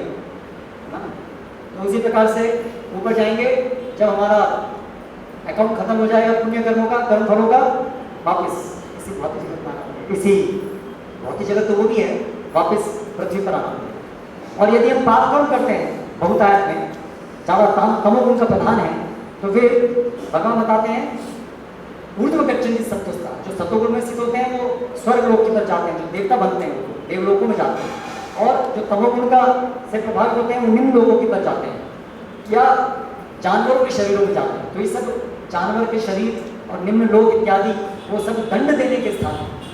स्वर्ग लोग जो है वो पारितोषिक देने के स्थान हैं, और जो नरक लोग और जो जानवर की योनियां हैं मनुष्यों से नीचे वो सब दंड के योनियां हैं, इसमें कष्ट भुगतते हैं। और उसी प्रकार से जो हमने पाप कर्म किया वो भुगतते हैं, और जब वो खत्म हो जाता है उसका फल वापस मनुष्य योनि। तो मनुष्य योनि जंक्शन है, यहाँ से ऊपर जा सकते हैं, नीचे आ सकते हैं। और एक और भी संभावना है, इस जंक्शन में एक और डायरेक्शन में भी रूट खुला हुआ है। वो डायरेक्शन कौन सी है? वो भगवान श्री कृष्ण की तरफ जाने की डायरेक्शन है, वैकुंठ जाने की डायरेक्शन। कि दोबारा ऊपर नीचे आके थक गए यदि आप समझ गए कि अब ये ऊपर नीचे आने से कोई फायदा नहीं है, तो फिर आप यदि भगवान की तरफ मुड़ेंगे, भगवान के शास्त्रों में दिए गए सिद्धांतों के अनुसार भगवान की भक्ति सेवा करेंगे, तो संभावना है यदि आप शुद्ध भक्त बनेंगे तो फिर ये जन्म मृत्यु के चक्र से पूरी तरह से निकल करके वापस अपने घर जा सकते हैं, है ना। तो लेकिन क्या होता है कि हम लोग ये पाप और कर्म, पाप और पुण्य में इतने उलझे रहते हैं कि वो जो तीसरा रास्ता है उसकी तरफ कभी हमारा ध्यान भी नहीं जाता है। जैसे एक साइंटिस्ट ने एक एक्सपेरिमेंट किया, एक चूहे को एक पिंजरे के अंदर डाला, तो पिंजरा चूहे के अंदर जाता हुआ पिंजरे के अंदर जाते ही भागने की कोशिश करता, कहाँ से खुला है, कहाँ से भागू। फिर उसने क्या किया, पिंजरे के अंदर 2 स्टेशन थे, 2 पॉइंट थे। एक पॉइंट में इलेक्ट्रिक करंट था और एक पॉइंट में कुछ चूहे को खाने के लिए कुछ मिलता था।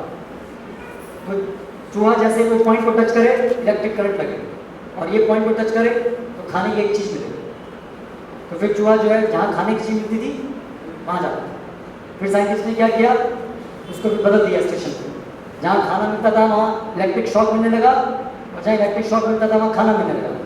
कभी चूहा खाना खाने गया तो वहाँ इलेक्ट्रिक शॉक मिला, फिर इधर गया तो वहाँ खाना मिला, कभी यहाँ जाने लगा। फिर उसने फिर चेंज कर दिया, फिर इधर कर दिया।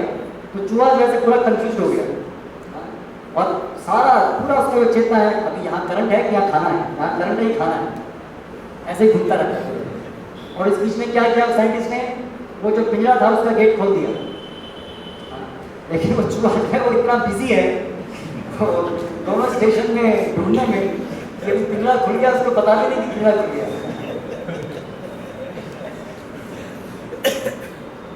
तो हमारी स्थिति ऐसी है कि हम मनुष्य जीवन में ये पाप और पुण्य में इतने व्यस्त हैं कि ये द्वार पूरा खुला हुआ है मनुष्य जीवन में भगवत धाम जाने का, भगवान की शरण जाने का, वो तो हम गौर भी नहीं कर पाते, देख भी नहीं कर पाते। हम केवल पाप है, इसमें मेरे लिए क्या है, पाप है, पाप है।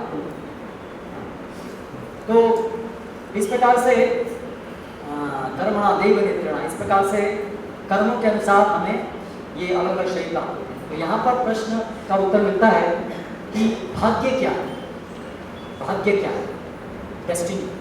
तो भाग्य है जो भी वो समय जब हमारे कर्म फल पकते हैं।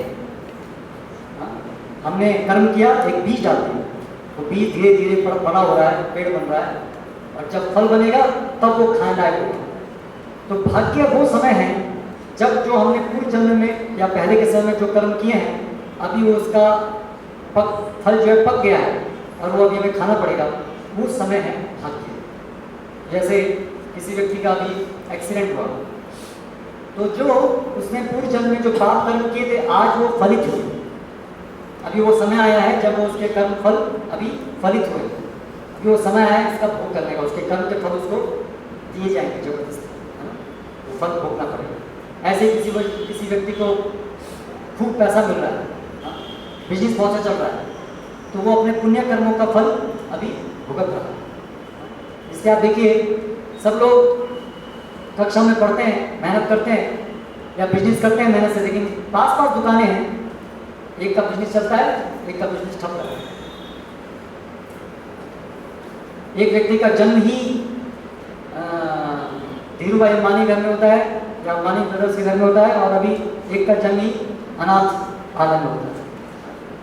तो ये सब जो वैरायटी हम देखते हैं इस जगत में भौतिक सुख और दुखों की या लिविंग कंडीशंस की, वो किस लिए है? वो ये कर्म के सिद्धांत के कारण, डेस्टिनी के कारण। उसके अनुसार हमें शरीर मिलता है, उसके अनुसार हमें परिवार मिलता है, उसके अनुसार बुद्धि इत्यादि सब मिलती है।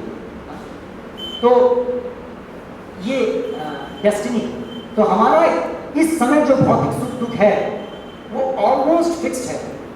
हमारे पूर्व जन्मों के जो कर्म फल का सम टोटल है उसके द्वारा वर्तमान समय में जो हमें सुख और दुख मिलना है वो ऑलमोस्ट फिक्स्ड है। ऑलमोस्ट मतलब अभी वर्तमान समय में भी हमें कर्म कुछ ना कुछ करना होगा, वो कर्म फल को एंजॉय करने के लिए।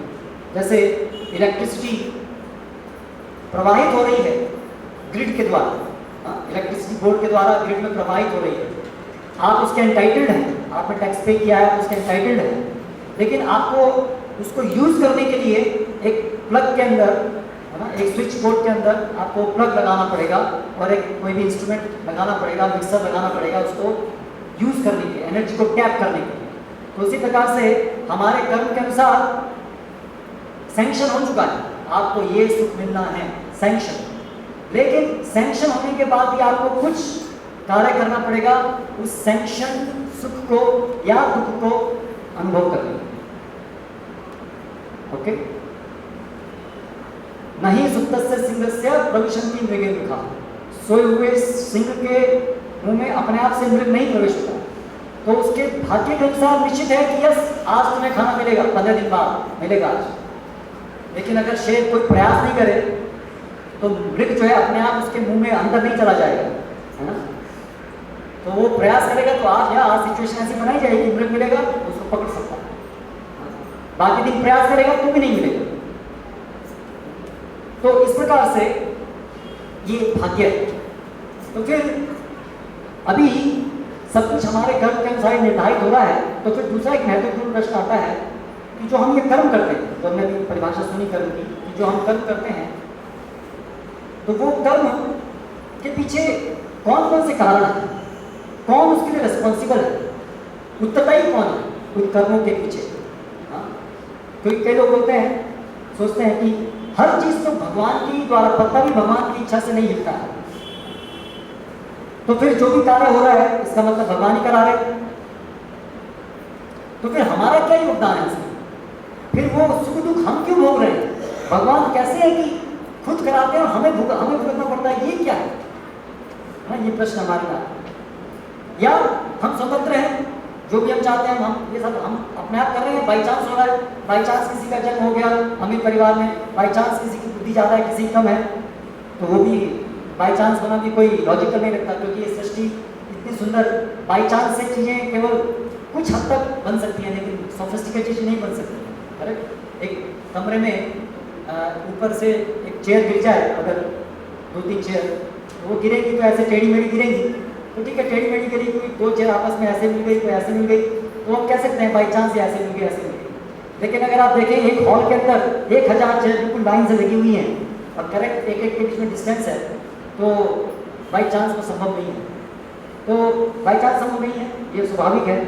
तो फिर क्या हर चीज़ प्री डेस्टिन्ड है? क्या हर चीज़ पहले से बिल्कुल फिक्स है?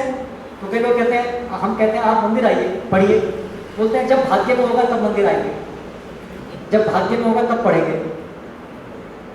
तो अगर ऐसा होता तो फिर भगवान भगवत गीता में भगवान को कहने की जरूरत नहीं थी अर्जुन को, अर्जुन तुम ये करो ये मत करो। नहीं तो फिर अर्जुन को बोलना चाहिए भगवान जब भाग्य में होगा तब करूँगा। तो अर्जुन नहीं बताया, भगवान अर्जुन को नहीं बोले कि हाँ पहले तुम अपना भाग्य जाके चेक करो और फिर उसके अनुसार अगर लड़ना भाग्य में हो तो लड़ना, नहीं तो मत लड़ना, ऐसा नहीं बताया। भगवान बोले ये करो ये मत करो। तो इसका मतलब ऐसा नहीं है कि हमारे हाथ में कुछ नहीं है। जैसा हमने कहा हमारी स्वतंत्र इच्छा शक्ति अभी भी है और हमारे हाथ में है कुछ कार्य, कुछ इंडिपेंडेंस है। तो भगवद गीता में इसको एक्सप्लेन किया गया है कि कोई भी कार्य कर्म के पीछे 5 फैक्टर्स होते हैं। कोई भी कर्म को करने के पीछे 5 फैक्टर्स होते हैं, उन 5 के मिलने से कोई भी कार्य संभव होता है। ओके, तो 7वें ध्यान हम बताते हैं 18वें ध्यान में, अधिष्ठानं तथा कृता कर्मं च पृथक् इदं विविधाश्च पृथक् चेष्टा दैवं चैवात्र पंचमम्। तो 5 कौन कौन से तथ्य हैं, फैक्टर्स हैं? पहला है अधिष्ठानम। अधिष्ठानम मतलब ये शरीर, तो ये शरीर बेसिस है कर्म करने का, क्योंकि शरीर की इंद्रियां, कर्म इंद्रियां इत्यादि सब शरीर में है ना, तो ये बेसिस है। तथा कर्ता, कर्ता यहाँ पर इंगित कर रहा है आत्मा को, तो आत्मा भी एक फैक्टर है। तीसरा करणम, करणम मतलब मीन्स, जो मीन्स साधन है, यानी इंद्रियां, ज्ञानेंद्रियां और कर्मेंद्रियां, वो सब मीन्स। करणम च पृथक इदम विविधाश्च पृथक चेष्टा, चेष्टा, चेष्टा मतलब प्राणवायु, जो हमारी सब शरीर की गतिविधियां चलती हैं, वो 10 प्रकार की प्राणवायु, 10 प्रकार की वायु चलती हैं, तो वो सब मिला करके चेष्टा कराया जाता है। कोई भी कार्य होना होता है तो उसके पीछे वो एक प्रकार की वायु है जो उसको चलाती है। जैसे मुंह खोलना है तो मुंह खोलने के लिए एक प्रकार की वायु है जो जिससे मुंह खुलता है, एक प्रकार की वायु है जिससे आंखें खुलती है।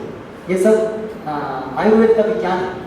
तो इस प्रकार की ये इसे चेष्टा कहते हैं। और फिर 5वां फैक्टर है दैवम, परमात्मा। तो ये 5 चीजों से संभव होता है कोई भी कार्य का होना। कौन कौन से? सबसे पहला अधिष्ठान शरीर, दूसरा कर्ता, तीसरा कर्ता मतलब आत्मा, तीसरा कर्ण मतलब कि इंद्रिय, चौथा चेष्टा, चेष्टा मतलब ये सब प्राणवायु, और 5वां परमात्मा, दैवम।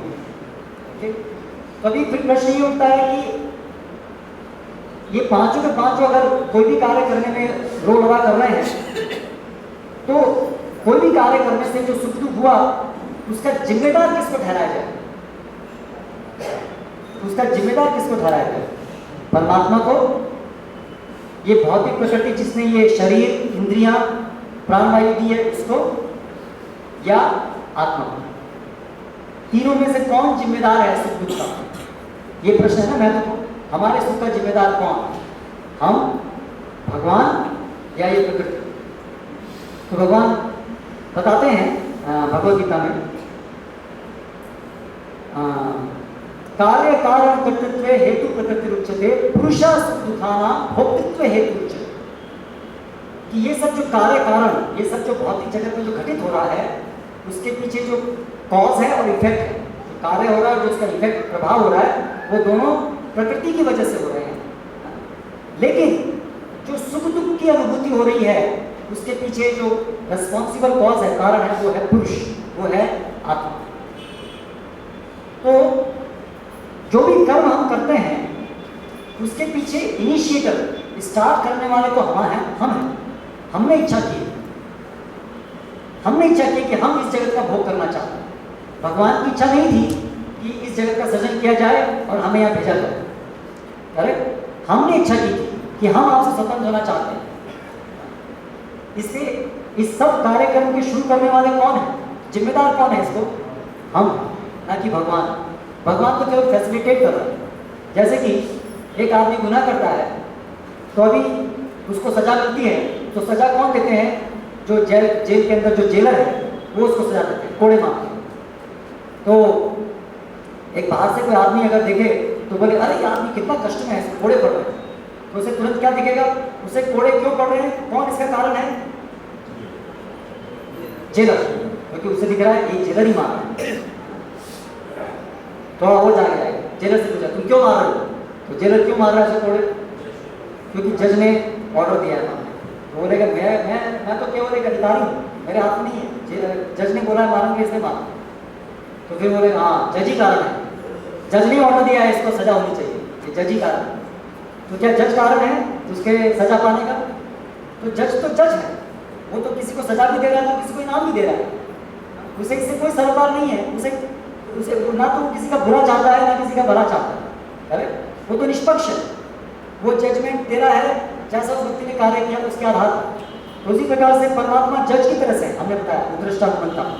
तो इसलिए भगवान पर, परमात्मा को ब्लेम नहीं कर सकते जो हमें सुख दुख मिलता है। हम इच्छा कर रहे हैं और हम इच्छा करके एक प्रकार का कार्य कर रहे हैं, और उस कार्य वो पुण्य है या पाप कर्म है, उसके नियम के अनुसार हमें एक प्रकार का जज सुख देंगे या तो दुख देंगे। लेकिन अल्टीमेट कॉज सुख दुख के कौन है? वो केवल हम हैं। तो who is to be blame? जीवात्मा, वी आर टू ब्लेम।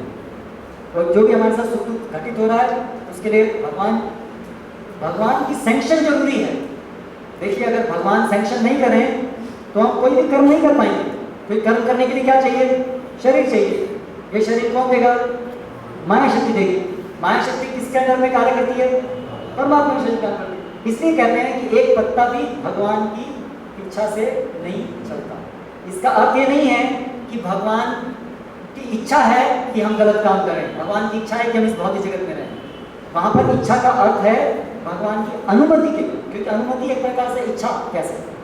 लेकिन इसका मतलब ये नहीं कि भगवान ये हृदय से चाहते हैं कि हम ये कार्य करें। भगवान तो चाहते हैं ना हम पुण्य कर्म करें ना हम पाप कर्म करें। भगवान क्या चाहते हैं? वो भगवान भगवद गीता में बताएं वो क्या चाहते हैं। भगवान क्या चाहते हैं? सर्वधर्मान परित्यज्य मामेकं शरणं व्रज। पाप कर्म पुण्य कर्म दोनों को छोड़ करके मेरी शरण में आओ, मेरी भक्ति प्रारंभ करो, मेरे शुद्ध भक्त बनो। मन मना भव मद भक्तो मद्याजी मां नमस्कुरु। ये है भगवान की स्वयं की इच्छा। बाकी जो सब भगवान सैंक्शन कर रहे हैं वो तो इस तरह से कि पिता सैंक्शन करता है, फिल्म देखनी है, कल एग्जाम है, नहीं फिल्म देख लो, हाँ फिल्म देख लो, ये लो पैसा, जाओ फिल्म देखो एट योर ऑन रिस्क, करो और भुगतो। तो इसी प्रकार से भगवान हमें सैंक्शन करते हैं, ठीक है तुम्हारी इच्छा है, मैंने समझा के देख लिया, करो और अपने आप भुगतो, तब तुम्हारी अकल ठिकाने आएगी। तो इस प्रकार से सब कार्य चल रहा है। तो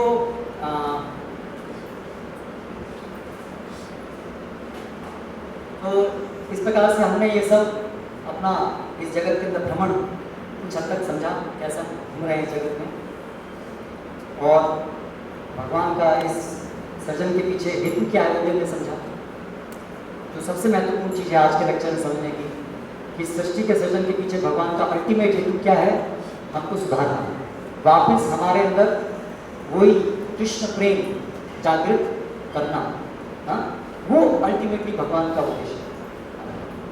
तभी फिर नेक्स्ट प्रश्न ये आता है कि यदि हमारा स्वभाव है कृष्ण से प्रेम करना, कृष्ण की प्रेममयी सेवा करना, तो फिर हमें जानना जरूरी होगा कि कृष्ण कौन है, उनके क्या गुण हैं। आप किसी व्यक्ति से प्रेम नहीं कर सकते उस व्यक्ति के गुणों को जाने बिना और उनसे आकर्षित हुए, करेक्ट? कोई भी दो लोगों के बीच में मित्रता होती है या अलग अलग प्रकार के प्रेम संबंध होते हैं, पुत्र के रूप में, पिता के रूप में, पत्नी पति के रूप में, प्रेमिका के रूप में, जो भी है, मास्टर के रूप में, स्वामी के रूप में, ये सब अलग अलग प्रेम के रिलेशनशिप्स हैं। लेकिन इन सभी रिलेशनशिप्स के लिए जरूरी है कि जिनसे हम प्रेम करते हैं हम उनसे आकर्षित होने चाहिए उनके अच्छे गुणों से, तभी हम उनकी सेवा करने के लिए प्रवृत्त होंगे। तो इसलिए हमारे लिए फिर ये जानना जरूरी है कि भगवान श्री कृष्ण के गुण क्या हैं। तो कृष्ण शब्द का अर्थ है सर्व आकर्षक। वो सभी सुंदर महान गुणों से ओतप्रोत है और सभी को इसलिए आकर्षित करने वाला है। जिसके अंदर भी कोई गुण होता है तो उसकी वजह से वो आकर्षक बन जाता है, करेक्ट? बिल गेट्स फेमस है, क्यों? उसके पास क्या आकर्षण करने वाली चीज है? पैसा है। मिस यूनिवर्स आकर्षित करती है, क्यों? उसके पास क्या है? सौंदर्य है। कोई बहुत इंटेलिजेंट है, उसके पास क्यों लोग आकर्षित होते हैं? क्योंकि उसका बुद्धि है। कोई बहुत तपस्वी है, वैरागी है, उससे भी लोग आकर्षित होते हैं, क्यों? क्योंकि उसके पास वैराग्य है।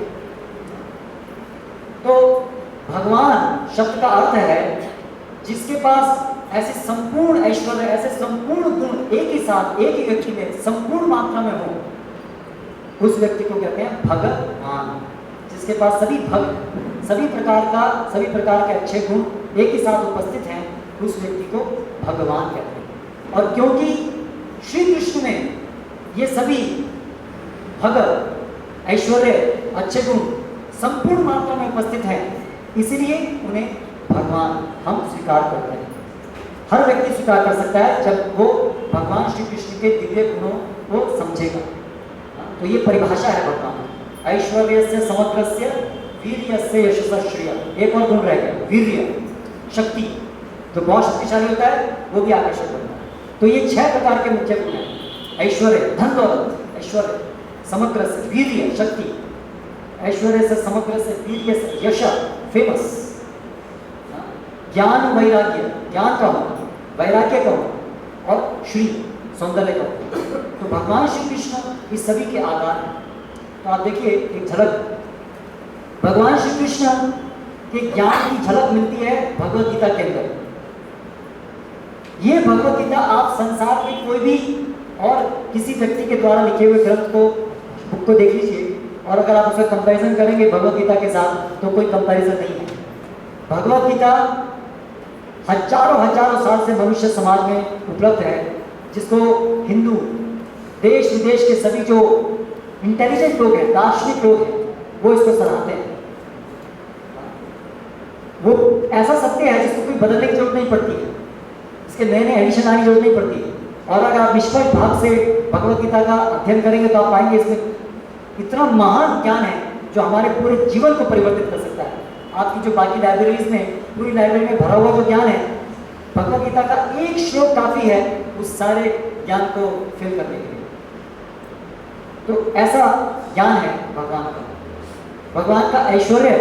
भगवान श्री कृष्ण जब इस भौतिक जगत में आते हैं, अवतरित होते हैं खुद, तो अपनी ये सभी भगत, अभी अपने सभी ऐश्वर्य हमारे सामने प्रस्तुत करते हैं, प्रकट करते हैं, जिससे कि हम आकर्षित हो सकें वापस भगवान की तरफ। तो जब भगवान यहाँ आते हैं तो अपने साथ पार्षदों को लेके आते हैं आध्यात्मिक जगत से। तो हम देखते हैं कि वृंदावन लीलाओं में और द्वारका लीला में तो भगवान की 16,000 रानियाँ, तो भगवान 16,000 रानियों के लिए 16,000 महल होते हैं, और हर एक महलों का वर्णन है शास्त्रों के अंदर, कैसे वो वैदुर्य और हीरे इत्यादि से सब मंडित थे। हाँ? और ऐसी कोई तुलना हमें हिस्ट्री में नहीं मिलती इस ऐश्वर्य की। और आज भी इवन वैज्ञानिक दृष्टि से देखा जाए तो वो द्वारका के अवशेष उपस्थित है, जिसका आप कुरुक्षेत्र में जाएंगे और म्यूजियम वहाँ देख सकते हैं, इत्यादि इत्यादि। यानी हमारा प्रमाण तो अल्टीमेट प्रमाण शास्त्र है। तो भगवान का जो ऐश्वर्य है वो अद्वितीय है। फिर भगवान का वीर्य, भगवान की शक्ति। तो जब भगवान श्री कृष्ण इस भौतिक जगत में थे तो हम उनका वीर्य देख सकते हैं। भगवान समस्त वीरों में सबसे सर्वश्रेष्ठ। कभी भगवान हारे नहीं, रण छोड़, भगवान एक बार रण छोड़ के भागे, लेकिन उसकी कहानी अलग है। वो डर के नहीं भागे, क्योंकि काले वन को तो उन्होंने पहले ही कितनी बार हरा चुके थे। तो वो डर के नहीं भागे, वो ये और योजना थी, एक पंथ दो काज, कई कार्य वो कर रहे थे, नहीं वो दूसरी कहानी। तो इस प्रकार से भगवान सभी ऐश्वर्यों से युक्त हैं। वैराग्य, भगवान के अंदर वैराग्य भी है कि जब राष्ट्रीय यज्ञ हुआ तो भगवान अर्जुन, इसका युधिष्ठिर था, तो भगवान ने जो सभी गेस्ट आ रहे थे उनका चरण धोने का कार्य भगवान ने किया। तो भगवान ने वो वैराग्य भी कि वो सबसे निम्न कार्य भी ले सकते हैं। सौंदर्य, भगवान का सौंदर्य इतना है कि उससे केवल मनुष्य नहीं, सभी जाति के प्राणी भगवान से आकर्षित होते हैं। आप देखिए वृंदावन में गाय, सभी प्राणी, पेड़ पौधे भी भगवान से आकर्षित होते हैं, पत्थर भी भगवान से आकर्षित होते हैं, वो भी मेल्ट हो जाते हैं। तो भगवान का सौंदर्य अद्वितीय है। तो इस तरह से भगवान श्री कृष्ण, इसलिए भगवान, तो कोई भी यदि व्यक्ति को हमें कुछ अपने को भगवान बोलता है तो उसके अंदर भगवत्ता के लक्षण होने चाहिए, उसके अंदर ये 6 ऐश्वर्य होने चाहिए कंप्लीटली। ऐसा नहीं कि केवल छोटा मोटा जादू दिखाने से विभूति निकाल दिया तो भगवान बन गए, किसी के मन की बात कह दी, पढ़ ली तो भगवान बन गए, किसी की बीमारी दूर कर दी तो भगवान बन गए। बीमारी दूर करने के तो डॉक्टर बहुत अच्छे अच्छे हैं जो बीमारी दूर कर सकते हैं, तो क्या डॉक्टर भगवान बन जाते हैं? आपको थोड़ा सा सोना निकाल दिया तो सोने की खाने भरी पड़ी हैं, बहुत सारे सोने के ज्वेलर्स हैं, वो लोग भी बहुत सारा सोना रखते हैं। तो ये सब छोटे मोटे चमत्कारों से कोई भगवान नहीं बनता है। हाँ, तो ये संपूर्ण मात्रा में जिसके अंदर ऐश्वर्य एक ही साथ उपस्थित है। कोई व्यक्ति बहुत चमत्कार दिखा सकता है, पैसे वाला हो सकता है, लेकिन जरूर नहीं वो सौंदर्य भी हो, सुंदर भी हो, जरूर नहीं वो ज्ञानवान भी हो, जरूर नहीं वो शक्तिशाली भी हो, जरूर नहीं कि वैरागी भी हो। लेकिन भगवान वो व्यक्ति जिसमें एक ही साथ सभी के सभी गुण उपलब्ध है, परिपूर्ण मात्रा में। तो इसीलिए श्री कृष्ण भगवान है। फिर भगवान श्री कृष्ण सभी के आदि, सभी के मूल हैं, सभी उन्हीं से उद्भूत हुआ। अहम सर्वस्य प्रभवः मत्तः सर्वं प्रवर्तते। भगवान कहते हैं भगवद गीता में हर चीज मुझसे ही निकली है, सर्वस्य प्रभवः, हर चीज मुझसे ही आई। भागवत में बताया गया है और ये वेदांत सूत्र में भी कहा गया, सभी जगह कहा गया है कि जन्माद्यस्य, सभी चीज का जन्म जहां से होता है वो है श्री कृष्ण। भगवान सभी के जन्म है, सभी के मेंटेनर भी हैं। भगवान कहते हैं भगवद गीता में कि वो सबको मेंटेन करते हैं। भगवान प्रलय, सभी प्रलय होने के बाद भी प्रलय शक्ति भी भगवान ही है, प्रलय शक्ति भगवान है। तो बनाने वाले, मेंटेन करने वाले और खत्म करने वाले, ये तीनों सिद्धांत अल्टीमेटली भगवान में रेस्ट करते हैं, भगवान में स्थापित है। तो जो भी दृश्य जगत में है और इसके बियॉन्ड जो भी है आध्यात्मिक जगत में, भौतिक जगत में, वो क्या है? या तो भगवान श्री कृष्ण है या उनकी शक्ति है, दोनों का मिश्रण कर सकते हैं। और इनसे अलग कोई नहीं, यानी कि भगवान श्री कृष्ण से अलग कुछ नहीं है, भगवान कृष्ण से अलग और कुछ नहीं है।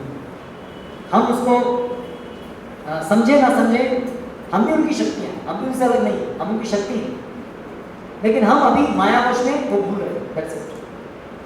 तो परस्य ब्रह्मणा शक्ति तदेव अखिलम जगत, श्रुति का सिद्धांत है कि जो सभी कुछ है वो भगवान की शक्ति, भगवान शक्तिमान है और वो सब जो भी बाकी है वो सब भगवान की शक्तियाँ हैं।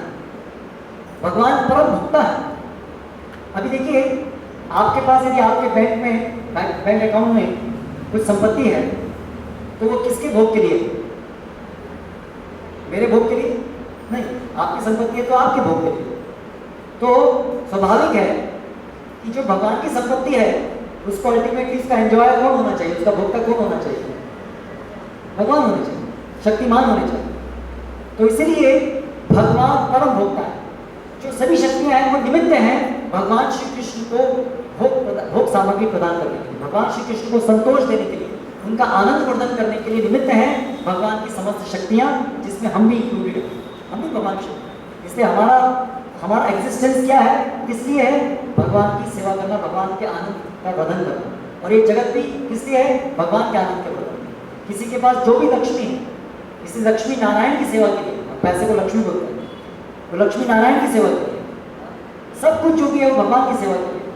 तो कई बार ये सुनती है हमको मन में थोड़ा दिक्कत हो जाती है, भगवान क्यों परम भोक्ता है, मैं क्यों नहीं? क्योंकि वो ईर्ष्या इतनी गहरी अंदर है कि ये भगवान परम भोक्ता सुनते हमको दिक्कत होती है, क्योंकि हम ईर्ष्या रखते हैं। भगवान परम भोक्ता, क्योंकि जगत में हम सब ईर्ष्या करते हैं ना, कोई हमसे आगे जाता है तो ईर्ष्या करते हैं, वो हमसे आगे कैसे निकल गए?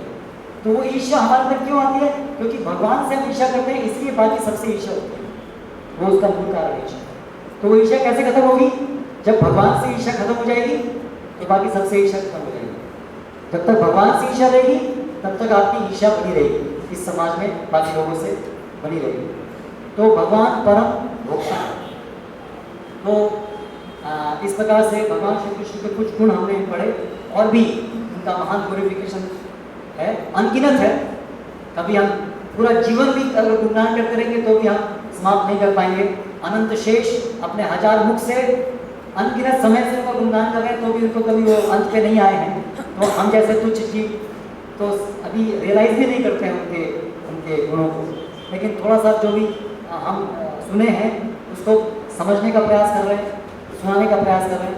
तो कल हम थोड़ा जो और महत्वपूर्ण जो गुण हैं वो हम चर्चा करेंगे और फिर अगले विषय के ऊपर जाएंगे। यहाँ पर हम समाप्त करते हैं। हरे कृष्ण।